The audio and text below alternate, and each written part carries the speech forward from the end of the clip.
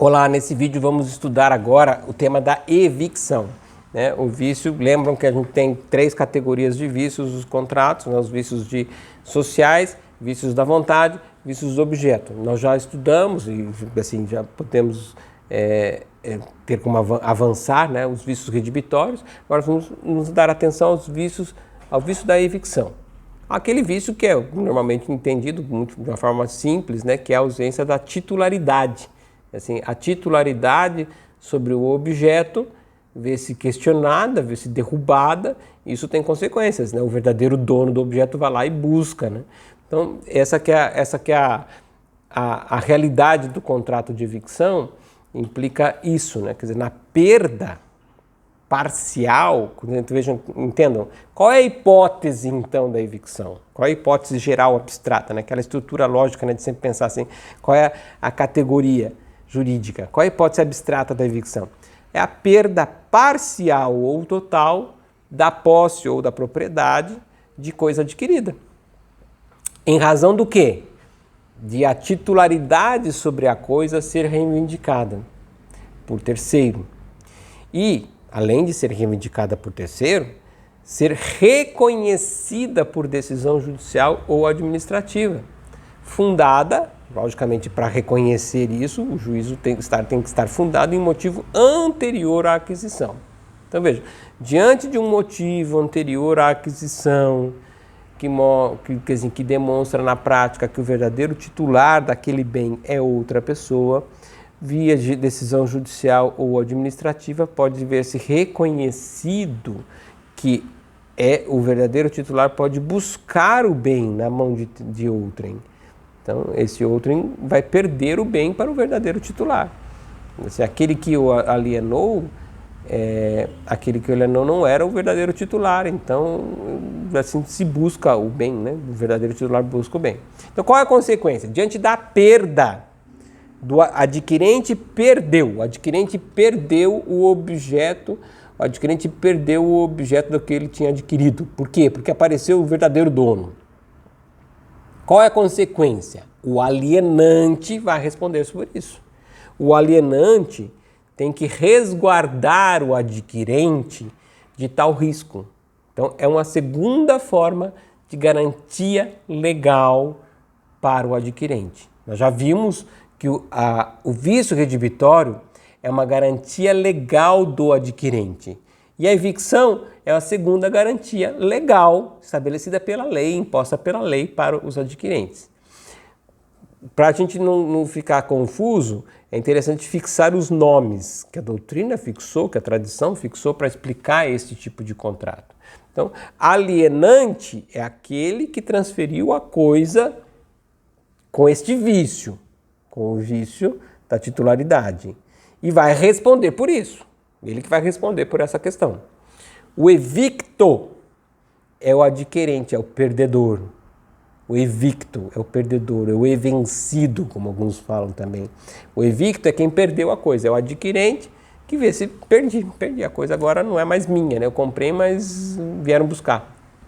E o evictor é o vencedor. Peguei a linguística e fonética que eu tento guardar. O evictor é vencedor. Então, o evictor é o evencente, é o beneficiário da decisão, é o terceiro, que é o verdadeiro titular e foi lá e conseguiu pegar de volta. Ele conseguiu pegar de volta. Então, esses conceitos são importantes para a gente entender. Está regrado em nosso Código Civil, a partir do artigo 447, fala assim: nos contratos onerosos, o alienante responde pela evicção.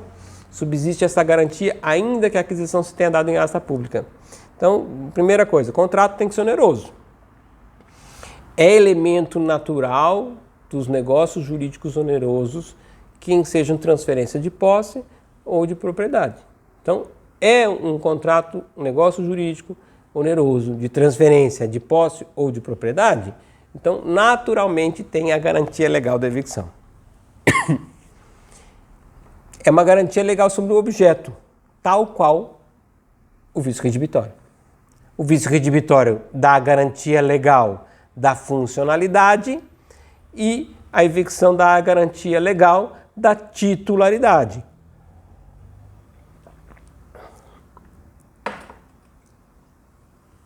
Agora, Ao tempo da transferência, o alienante assegura contra o risco de ele não ser o titular. Essa que é a ideia lógica. No momento que se faz o contrato, o alienante, naquele momento, ao tempo da transferência, assegura contra o risco dele não ser titular. Essa é a lógica muito importante. Risco dele não ser titular. Porque se o adquirente já sabe de uma controvérsia, já sabe da briga, já sabe da controvérsia sobre a titularidade, ele perde o direito da evicção. Isso está no artigo 457, mais para frente, lá no final do capítulo da evicção. Então vejam, não pode o adquirente demandar pela evicção se sabia que a coisa era alheia ou litigiosa. Então, a evicção é conatural aos negócios jurídicos onerosos, porque é conatural o alienante assegurar contra o risco da perda de titularidade. Não é conatural. A ideia da conaturalidade é assegurar risco. Quando já se sabe que está discutindo, então perde a ideia da conaturalidade. Então o próprio código dá a resposta. Se o adquirente sabia da controvérsia, não poderá utilizar-se da garantia legal da evicção. Há várias previsões normativas também que invocam a evicção, tal qual aconteceu com vícios redibitórios, nós vimos. Então, há várias disposições. Assim, já que todos vocês dessem uma lida nos artigos do Código Civil, vou passar rapidamente por eles, porque senão a gente vai fazer de novo um vídeo muito longo. Então, vejam, previsão de que não afeta a prescrição, no artigo 199, inciso 3º. A previsão de ser aplicável na cessão de crédito, artigo 295. A previsão de ser aplicável em dação em pagamento, artigo 359. E a previsão decorrente de dação de pagamento, diante de evicção, da exclusão do fiador, artigo 838, ou seja, havendo dação em pagamento e aparecendo evicção daquele bem dado em pagamento, a dação em pagamento se cancela, mas a fiança se exonera. Artigo 838, inciso 3º. A previsão de que da aplicabilidade da evicção, quer dizer, da não aplicabilidade da evicção na doação pura, artigo 552. A previsão importante da evicção ser aplicável na locação, artigo 568. E na locação urbana, no artigo 22, inciso 2º da lei do inquilinato. A previsão de ser aplicada a evicção também na transação, artigo 845. A previsão de ser aplicada a evicção no legado, artigo 1939. A previsão, por fim, de ser aplicável a evicção em todas as relações jurídicas que se colocam em pauta os quinhões hereditários, artigos 2024, 2025 e 2026. Então, todos esses dispositivos, recomendo uma leitura cuidadosa, atenta, pelo menos uma primeira leitura, para que a gente perceba que a evicção está regrada num capítulo do Código Civil, mas ela é invocada como instituto em vários contratos. E é importante entender em cada contrato o papel que a evicção tem em cada um desses tipos específicos de contrato. Mas aqui nós vamos, para não ficar muito longo o vídeo, pular isso e concentrar os nossos olhares nos artigos do Código Civil específicos sobre a evicção, ou seja, só no capítulo do Código Civil sobre a evicção. Vimos o 447, então agora vamos para o próximo, 448. Podem as partes, por cláusula expressa, reforçar, diminuir ou excluir a responsabilidade pela evicção. Então observe uma coisa que é importante, né? Por exemplo, apesar de ser uma garantia estabelecida pela lei para todos os contratos onerosos de transferência de bens, apesar de ser uma garantia imposta pela lei, não precisa estar prevista numa cláusula, há a possibilidade de uma cláusula modificar o regime de responsabilidade. Pode diminuir a consequência, reforçar a consequência, ou seja, aumentar e até mesmo, em algumas circunstâncias, excluir a responsabilidade. Então, vejam, é prevista a possibilidade da exclusão da responsabilidade pela evicção ou do aumento da diminuição. Quanto a isso, também não dá para ficar só no 448, precisamos ir para o 449, mas quanto ao aumento e diminuição, eu já faço uma ressalva. A jurisprudência, de alguma forma, foi se moldando para entender que o aumento das consequências da evicção não pode ultrapassar o dobro. Ou seja, consequência da evicção, se perdeu o bem, eu vou ter que devolver o preço lá pago, atualizado monetariamente, tá, mas e eu posso agravar, devolve o dobro do valor? Pode, até o dobro pode, mais do que isso não, porque você geraria, a jurisprudência entende que geraria enriquecimento sem causa, então tem que tomar cuidado com isso. 449 fala, não obstante a cláusula que exclui a garantia contra a evicção, se essa se der, então quer dizer, tem uma cláusula de exclusão da responsabilidade, se essa se der, tem direito o evicto a receber o preço que pagou pela coisa evicta, se não soube do risco da evicção ou dele informado não assumiu. Então, vejam, nós temos previsto no nosso Código Civil, no 448, a possibilidade de cláusula de exclusão de responsabilidade. Mas aí vem o 449 e fala assim, olha, mesmo que tenha essa cláusula de exclusão de responsabilidade, o evicto tem o direito de receber o preço em duas circunstâncias. Então são circunstâncias que a gente tem que entender que são circunstâncias de ineficácia da cláusula de responsabilidade. A cláusula de responsabilidade continua válida, mas se torna ineficaz, ou seja, não pode então projetar efeitos jurídicos, efeitos jurídicos serão outros, quando o evicto não sabe do risco da evicção, ou dele informado não o assumiu. Então, não sabe ou dele informado não assumiu. Vejam, é muito delicado isso daí. Então, nós temos duas hipóteses de ineficácia. Se o adquirente sabe dos riscos, nós já falamos anteriormente que ele perde até mesmo, se ele sabe dos riscos, né, ele não pode até mesmo de demandar riscos da controvérsia, se ele tem de consciência da controvérsia, ele perde o direito da evicção. Já está no 457, agora aí vem no 449 fala assim, se ele não sabe do risco, ele continua com o direito, apesar da cláusula de exclusão. Então a cláusula de exclusão é possível, mas é possível só quando o adquirente assume o risco. E na verdade, quando ele assume o risco, ele perde até o direito de evicção. O 457 também resolve assim. Ou dele informado não assumiu, então ele sabendo não assumiu. Vejam, se ele sabe do risco e assume o risco, ele perde o direito de evicção. Se ele não assume o risco, ele continua com o direito de evicção, mas uma evicção limitada, a evicção que vai implicar só a devolução do preço. Então tem uma limitação. Claro que no momento em que o contrato deixar de ser paritário, for de adesão ou for de consumo, a gente sabe que não tem efeito qualquer cláusula de exclusão de responsabilidade. 450. Salvo estipulação em contrário, tem direito o evicto, além da restituição integral do preço. Tem estipulação contrária já no 449, hein, gente? O 449 dá a hipótese de só restituição de preço. Mas tirando aquela hipótese, então, tem direito o evicto, além da restituição do preço, ou das quantias que pagou, é o seguinte, inciso 1º, indenização dos frutos. Os frutos que ele teve que devolver, quem pode ser indenizado. Inciso 2º, indenização das despesas dos contratos e dos prejuízos que diretamente resultarem da evicção, prejuízos diretos. 3º, custos judiciais, honorários advogados por eles constituídos. Então, tomem só cuidado com entender que a redação ela não é exaustiva, né? Ela é qualitativa, uma redação que dá as ideias do que está dentro do pacote da indenização.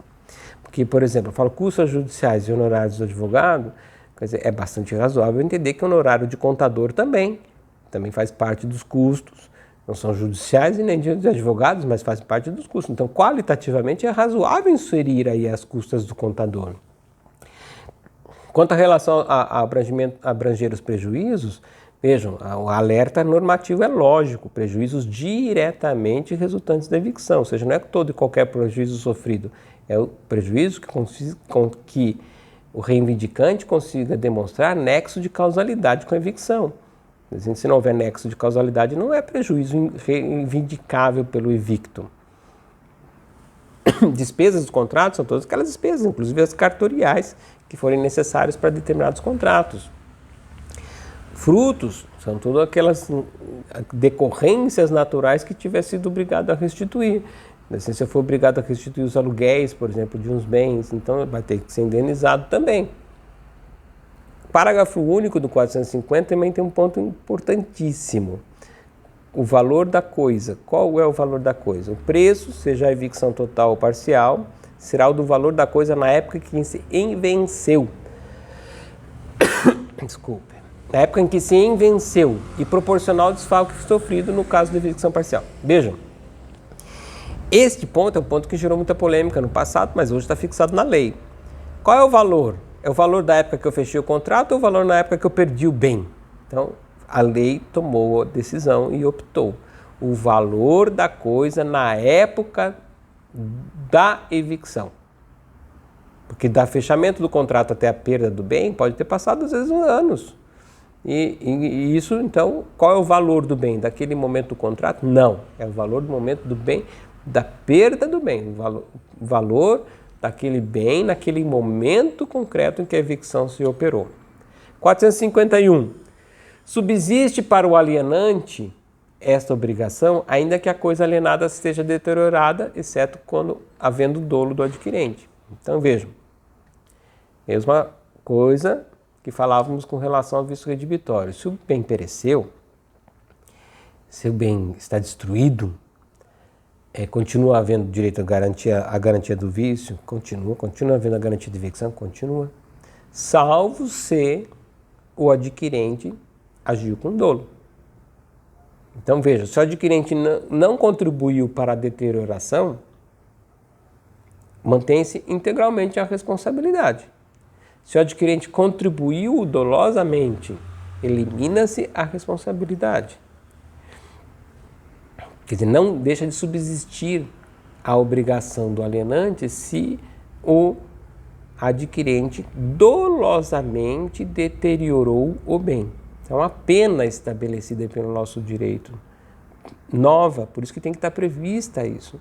Porque o fato dele ter deteriorado o bem não afetaria a evicção, mas aqui a gente penaliza a má-fé, que inclusive poderia gerar muitos golpes, né? Você deteriora o bem e depois quer a indenização completa do bem. Não fala da contribuição culposa, compulsão dolosa, intencional. Então, a deterioração intencional elimina a responsabilidade. Só que este artigo não resolve a questão, ele só resolve a questão da eliminação da responsabilidade. Elimina-se a responsabilidade se houver deterioração dolosa. Mas esse artigo não resolveu a questão, e aí a jurisprudência tem que construir isso e discute isso e muito, quais as consequências da deterioração. A deterioração natural altera o valor do bem. E se eu vou pegar o valor no momento da evicção, é o valor do bem já deteriorado ou é o valor do bem original, sem levar em conta a deterioração? Se houve contribuição culposa, qual é a consequência? Eu vou continuar a restituir o valor integral do bem, mesmo que houve deterioração culposa? Não pode. Quer dizer assim, qual é a consequência? A consequência de você ter uma deterioração culposa vai continuar sendo o mesmo valor integral do bem? Então, essas questões ainda não foram resolvidas pela jurisprudência. Também altera o quanto indenizatório os dispositivos 452, 453 e 454 do Código Civil. O 452 mostra das vantagens, né, que as vantagens auferidas pelo evicto com as deteriorações tem que compor a ideia, tem que compor a compensação de bens, né, a serem as vantagens obtidas abatido do preço devolvido depois a ele. Então, vantagem de deterioração. Imaginem, eu compro um automóvel e descubro que é um automóvel velho, caindo aos pedaços, mas eu descubro que o retrovisor dele é o retrovisor do modelo original do Volkswagen em 1952 e que sumiu da praça e tal. Então eu tiro aquele retrovisor e vendo, e às vezes vendo pelo valor maior do que o próprio carro que eu tinha.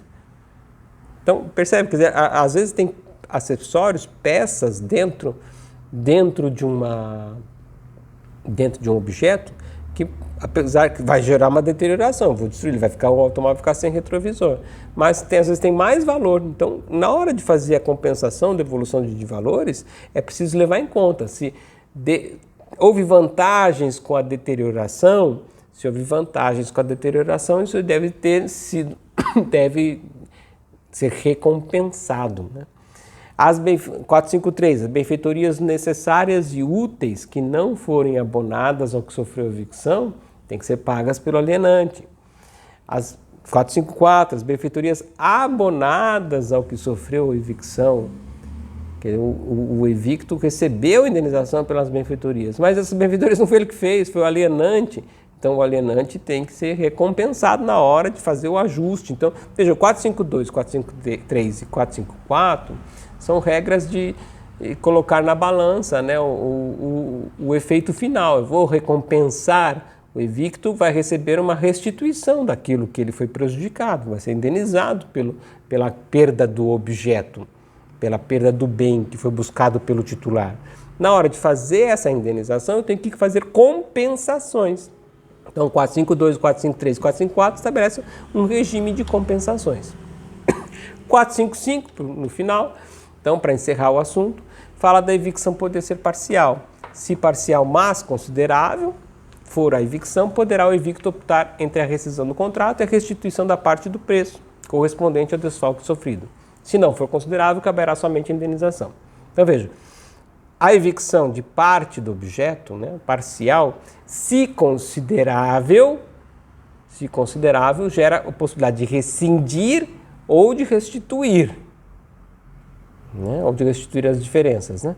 E parcial, mas não considerável, só o restituir, só o indenizar, só a indenização. Então, precisa ser parcial considerável, não precisa ser total, para ter o direito de rescindir. Isso é importante. Então, um parcial, mesmo que não seja total, a evicção seja parcial, mas se é considerável, o direito de rescindir está presente. É considerável pensar numa avaliação qualitativa, porque às vezes aquela parte do objeto perdido é a mais importante. Imagina que nós estamos falando de evicção parcial, uma evicção parcial de um terreno agrícola, em que eu perdi justamente a parte do terreno que era a produtiva, que era o que me interessa. Eu queria aquele terreno para produzir, aquela parte produtiva eu perdi, quer dizer, vou ficar com um mato depois, vou ficar com a parte que é da terra que está seca, a terra que não é fértil.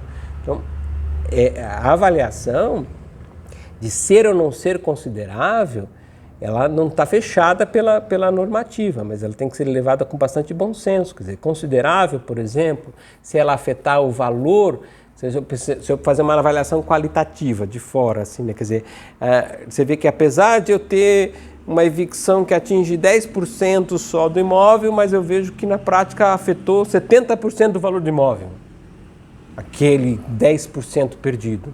Então, eu tenho que avaliar qualitativamente ser considerável ou não ser considerável a evicção. Sendo considerável, eu tenho a possibilidade da rescisão e da restituição, ou da indenização. Sendo desconsiderável, né, de menor impacto, só o direito de indenização. Então, assim a gente conseguiu, de uma forma mais sintética, né, falar sobre toda a evicção. Assim, eu acho que assim, dominando o que nós fizemos com bastante detalhe, né? Dominando a teoria dos vícios redibitórios, fizemos nos outros vídeos, assim, a teoria dos vícios do objeto é muito parecida, tanto do vício redibitório quanto da evicção. Então a gente foi profundamente nos vários aspectos, vários detalhes dos vícios redibitórios, Por quê? Porque daí fica fácil também de compreender o vício da evicção. Eles têm uma proximidade muito grande. Ambos são vícios do objeto. Um eu estou protegendo quanto à funcionalidade, o outro estou protegendo quanto à titularidade. Mas ambos trabalham na prática com instrumentais muito próximos e com lógicas muito próximas. Espero que tenham compreendido e continuem estudando esse tema também nas obras que sempre lhe recomendamos. Um abraço e até o próximo vídeo.